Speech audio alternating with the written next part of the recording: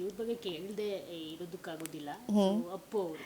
ಅಯ್ಯೋ ಮೇಡಮ್, ಅಪ್ಪು ಬಗ್ಗೆ ಹೇಳೋದಾದರೆ ನಮ್ಗೆ ಅಪ್ಪು ಅಂತ ನೆನಪಾಗಲ್ಲ. ನಮಗೊಂಥರ ನಮ್ಮ ಮನೆ ಮಗನೋ, ನಮ್ಮ ಮನೆ ಅಣ್ಣ ತಮ್ಮನೋ ಅನ್ನೋ ಥರನೇ 100% ಆಗುತ್ತೆ. ನನ್ನ ಮಗ ಫಸ್ಟ್ ಇಷ್ಟಪಟ್ಟಿದ್ದು ಅಪ್ಪುನ, ನನ್ನ ತಮ್ಮನ ಮಗ ಫಸ್ಟ್ ಇಷ್ಟಪಟ್ಟಿದ್ದು ಅಪ್ಪುನ.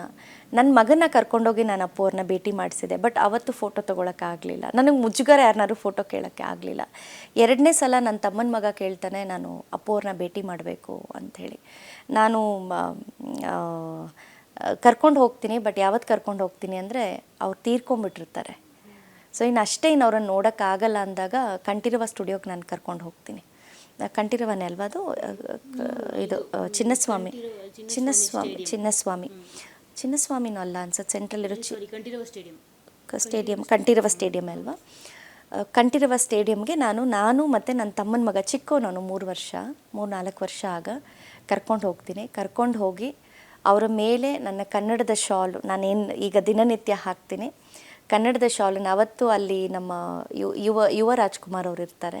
ಸೊ ಅವ್ರ ಕುಟುಂಬ ನನಗೆ, ರಾಘಣ್ಣ ಎಲ್ಲ ತುಂಬಾ ಕ್ಲೋಸು ಮೇಡಮ್. ಅವ್ರದ್ದು ನಾನು ಸೀರಿಯಲ್ ಎಲ್ಲ ಮಾಡಿರ್ತೀನಿ.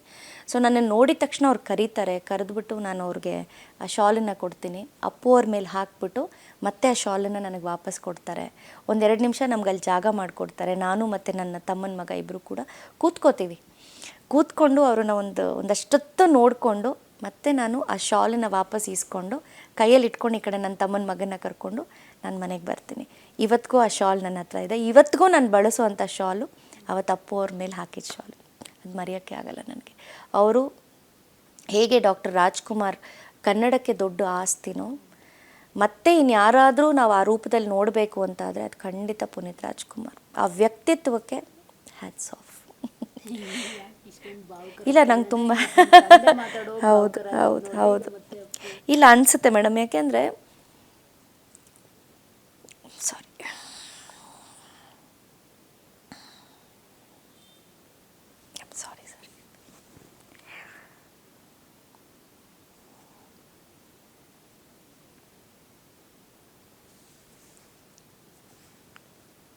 ನಾನು ಯಾಕೆ ಭಾವುಕಳಾಗ್ತೀನಿ ಅಂದರೆ, ತುಂಬ ಒಳ್ಳೆ ವ್ಯಕ್ತಿಗಳಾಗಬಾರ್ದು ಲೈಫಲ್ಲಿ.